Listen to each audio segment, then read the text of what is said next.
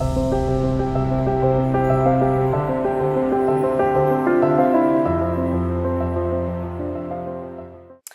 everyone, welcome to this video on how to create your own daily spiritual practice. This practice in this video will help you really get connected to your own truth and to your own soul, to your own inner wisdom and your own inner guidance system.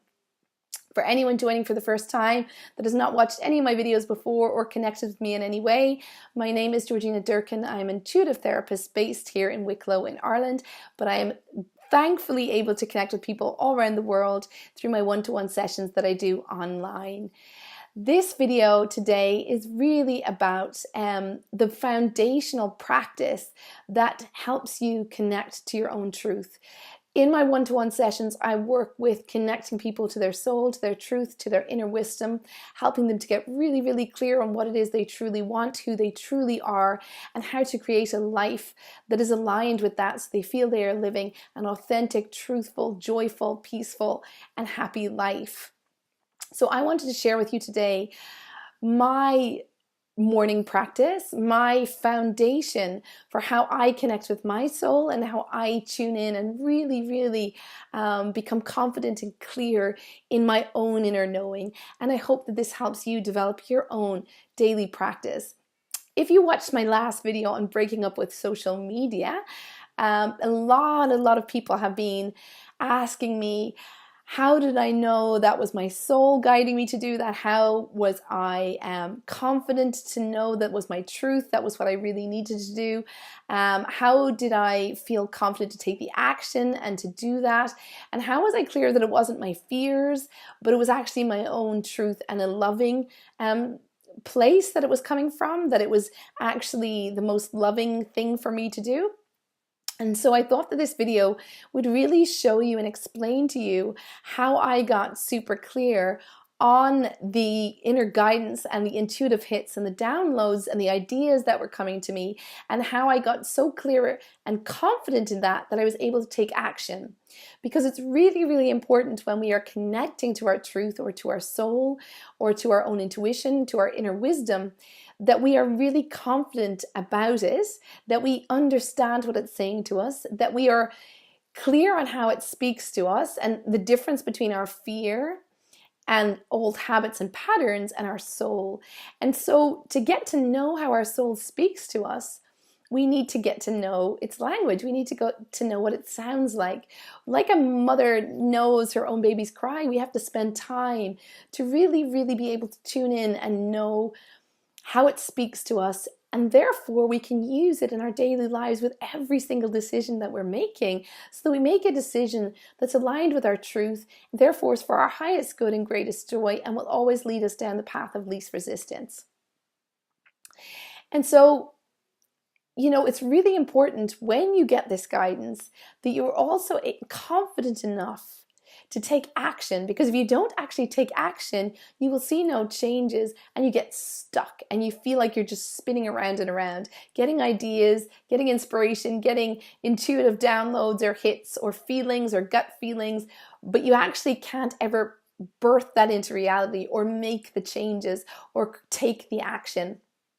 And so what you really need to do is develop a daily practice that gets you so connected to your truth and to your soul that you don't question it, that you're really confident in how it speaks to you. You are really clear on how your soul speaks to you, when it's your soul speaking versus your fear. And then you will be confident to use it every single day in your daily life. So, how do we develop a spiritual practice? First of all, there is no right or wrong. So I'm just going to share with you what I do and what I find that works really well for most of my clients and people I work with. And you can take whatever out of it that works for you. You can do it in a time that works for you with the lifestyle and your schedule. But what I would say is do it consistently, make it a practice, make it something you look forward to, not something you just tick off the list of things you have to do. Make it actually a sweet, really sacred gift for you, that this is about giving you the time and space to be with you, to get to know the real you, to get to honor and respect who you truly are. The world is very busy, It really doesn't slow down at all unless we consciously take the moments to breathe and just connect. And those moments will make a profound difference on how you connect with the rest of the world, how you show up in the world, and what you can manifest and attract into your life. So for me, my sacred time is early in the morning. It's Amrit Vila. It's the sweet nectar hour, is what it's really called. Really, the times between 4 a.m. to 7 a.m. are the ideal times to connect to your soul, because the world is really quiet. The subconscious mind actually downloads in those hours.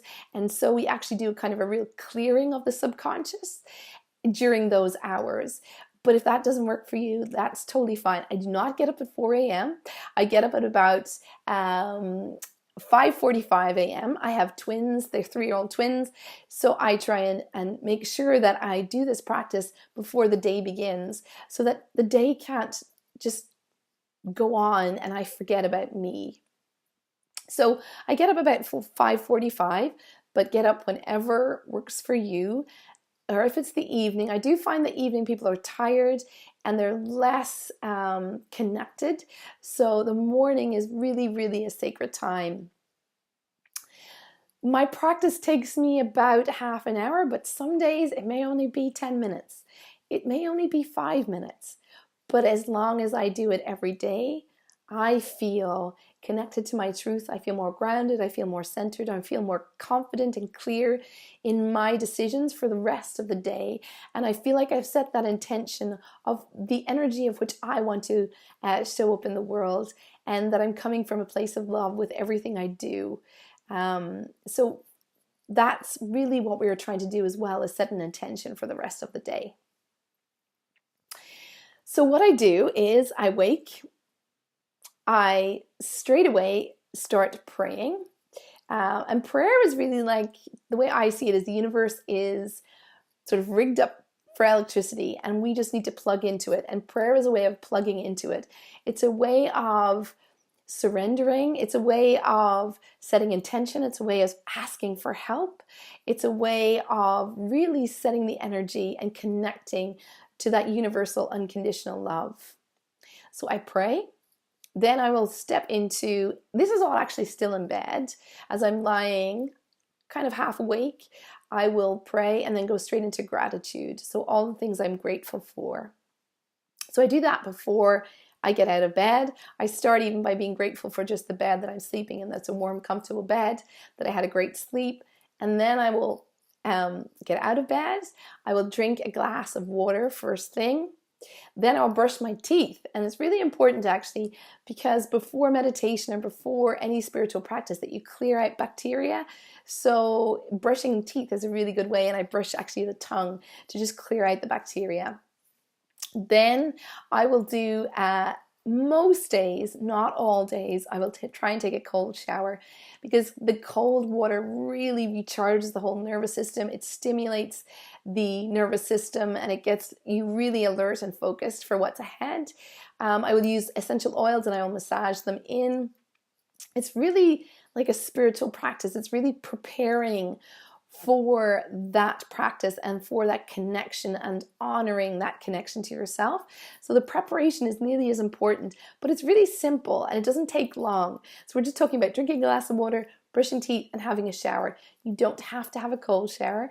I try and do it just even cold for 30 seconds sometimes, if that's all I can bear. So don't be hard on yourself. There are no rules, whatever feels right for you. But preparation is really important to prepare yourself to connect to your soul. So then I will dress really comfortably in comfortable clothing, because I'm going to meditate. I choose to wear white.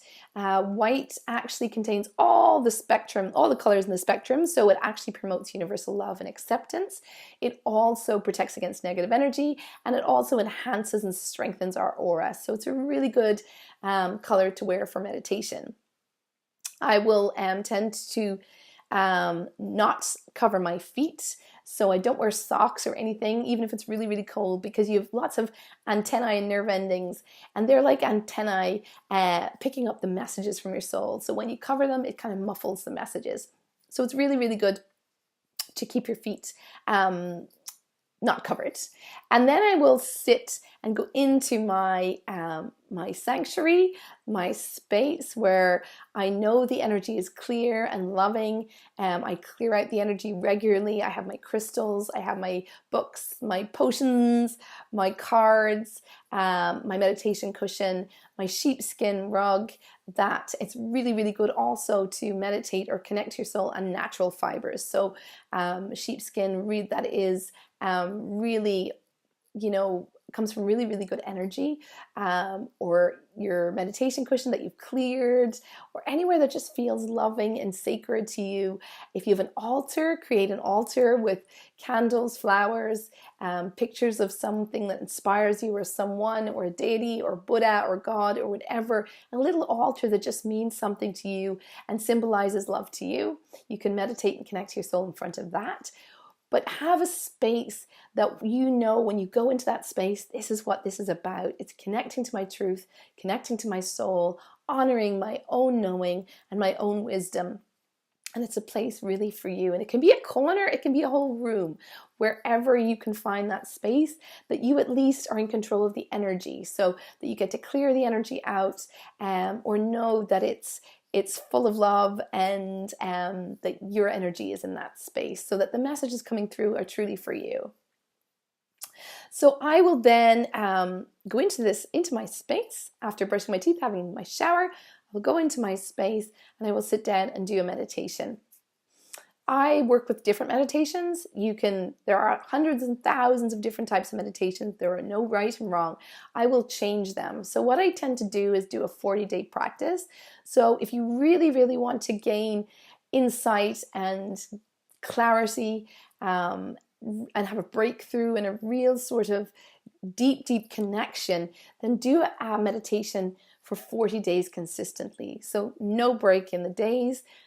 Start day 1 to day 40. Pick whatever meditation you feel drawn to. One I really, really love is Satan Nama, Kirtan Kriya. It's a really good one for new beginnings and for clearing out fears. You can look that up. There are hundreds and thousands of meditations, but what I would do is suggest to you is pick one and do it for 40 days, just to develop that consistency and to really commit to something, because that really strengthens your third chakra, your root, and your sacral, and it really develops a really strong practice. But you also find that you get real clarity and really, really start to be able to understand the language of your soul. So do a practice for 40 days. So I will sit down. My meditation tends to be about 11 minutes. So I've done my prayer, my gratitude in my bed. I've had my shower and brushed my teeth. I've drank my water. I come in to my sanctuary. I do my meditation, which is about 11 minutes. Then I will pick up some spiritual text. I like to read A Course in Miracles, so I'll take a lesson from A Course in Miracles every day. Then I may read a book, a page or two from a book, a spiritual book or self-help book, or a book that's just inspiring me and that I'm guided to at that time. I might read just a page or two. Then I will pick a card from an oracle card deck. If I have a specific question, I will ask the question and then pick a card. If I don't have a specific question, I will just ask my guides to send me the message that I need to hear that day. There are many, many different types of oracle cards you can use. Here are some of my favorites. I have Rebecca Campbell's Work Your Light Oracle deck, which is fantastic. I'm working with that at the moment. I will have Crystal Angels. I may use that. Doreen Virtue. Doreen Virtue has a huge range of cards. Gabrielle Bernstein's The Universe Has Your Back is another beautiful card deck. The Goddess ones, I love these, especially for the time that we're in right now with the feminine. So I will pick a card. And also as well, I will tend to have oils burning or diffusing, or incense, some scents that really, really connect me to my soul. I may roll on or put on essential oils on my pulse points. Sandalwood or frankincense will be really good for my sacred time, my sacred space, and meditation. So that's also wonderful to have really nice scents in the room that really, when you smell it, really just brings you to that sacred, loving space within you. That's about it. Then when I finish doing my card, I will actually bow. So bowing is really, really important. It's actually the heart in head of the head. You're really letting the heart lead you. I just bow. I bow to God, the divine love, unconditional love, universe, source. I ask that I surrender my day. I let go and I let God. I say, I surrender to the love. Let love guide me today. And really, it's just a surrendering to the greater good, to the higher consciousness, to my highest, most loving self. And then I will, literally after I bowed, close the energy space. So I will go into prayer. I will just say thank you and close the space. There are other things I may do if I have longer from a Reiki practice. I will do Reiki on myself, for others. So there are many, many things I will add on. I may do some yoga. But really, I wanted to give you the foundation of my non-negotiables, which I do every morning. And they're just my non-negotiables. And the reason they're non-negotiable is not because I feel I have to, but because I know that I will feel more loving and peaceful and calm and connected, more confident and more clear in my own inner knowing, which I use throughout my day as a mother, as a wife, as a healer, as a teacher, as a therapist. I need to be connected to my truth. I need to be connected to love. I need to know that what I am saying and what I am doing are from that space of love, so that I'm showing up authentically.